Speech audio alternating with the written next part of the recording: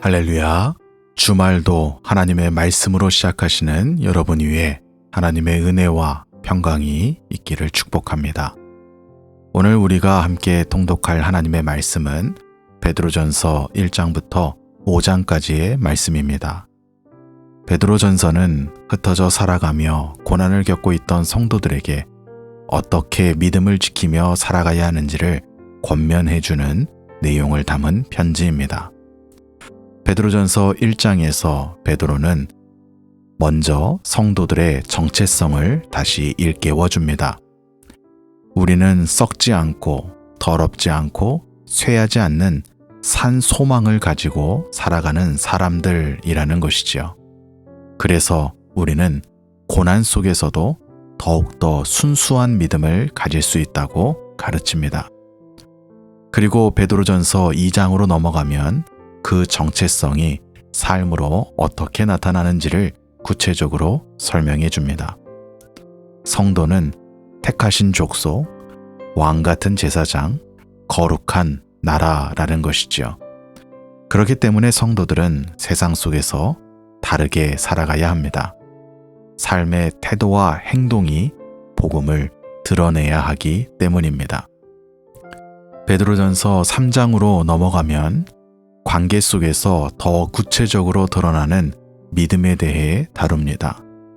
가정에서, 사람을 대하는 태도에서, 그리고 고난을 대하는 자세에서 믿음이 드러납니다.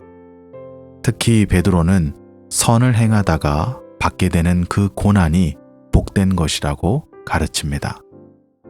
4장에 넘어가서는 고난의 의미를 더 깊이 설명합니다. 고난은 단순한 어려움이 아니라 그리스도의 고난에 참여하는 것이다 라는 것이죠. 그래서 성도는 고난 속에서도 하나님을 원망하는 것이 아니라 오히려 그 고난 가운데 하나님께 영광을 올려드릴 수 있다라고 말합니다. 마지막으로 베드로전서 5장에 가서 베드로는 성도들에게 근신하라, 깨어라, 그리고 모든 염려를 하나님께 맡기라고 권면합니다. 왜냐하면 그 모든 상황 가운데서도 하나님께서 우리를 돌보고 계시기 때문입니다.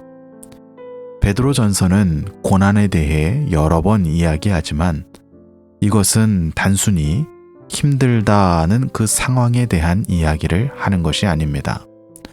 고난 속에서 우리가 누구인지, 어떻게 살아야 하는지, 어떤 태도를 가져야 하는지를 계속해서 보여주는 것이죠. 그래서 이 편지는 독자들에게 어떤 상황에서도 하나님의 사람답게 살고 있는가라는 질문을 던집니다.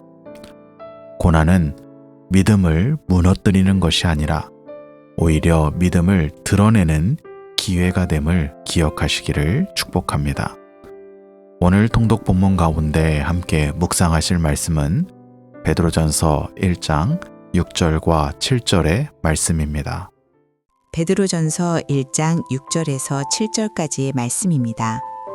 그러므로 너희가 이제 여러 가지 시험으로 말미암아 잠깐 근심하게 되지 않을 수 없으나 오히려 크게 기뻐하는도다. 너희 믿음의 확실함은 불로 연단하여도 없어질 금보다 더 귀하여 예수 그리스도께서 나타나실 때에 칭찬과 영광과 존귀를 얻게 할 것이니라. 아멘. 이 말씀을 통하여 베드로는 고난을 다르게 바라보도록 우리를 이끌어줍니다. 고난은 그냥 견디는 시간이 아니라 믿음이 드러나는 시간이라는 것이지요. 금이 불을 통해 더 순수해지듯이 우리의 믿음도 때로는 어려운 상황을 통하여 더 분명하게 드러나고 자라갑니다.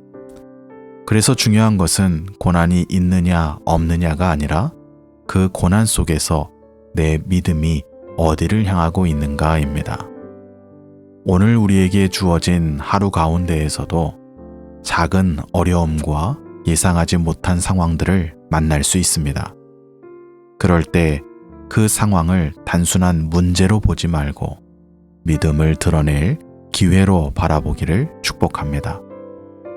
고난 속에서도 하나님을 신뢰하는 삶이 우리의 믿음을 더욱 분명하게 만들어줄 줄로 믿습니다.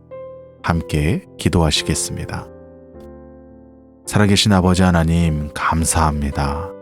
오늘도 주님께서 주시는 말씀을 통하여 고난 속에서도 믿음이 자라갈 수 있다는 귀한 영적인 원리를 깨닫게 하여 주시니 감사합니다. 저희들의 삶 가운데서 어떤 상황을 만나든지 하나님을 신뢰하게 하여 주시고 저희들 속에 있는 믿음이 더욱 분명해지는 귀한 은혜를 경험할 수 있도록 축복하여 주옵소서. 주말의 시작을 맞이한 플라워마운드 교회의 모든 성도들을 주님께서 붙들어 주시고 각자의 자리에서 믿음으로 주님께 올려드릴 주일을 준비하는 복된 하루가 될 수 있도록 축복하여 주옵소서. 예수님의 이름으로 기도합니다. 아멘.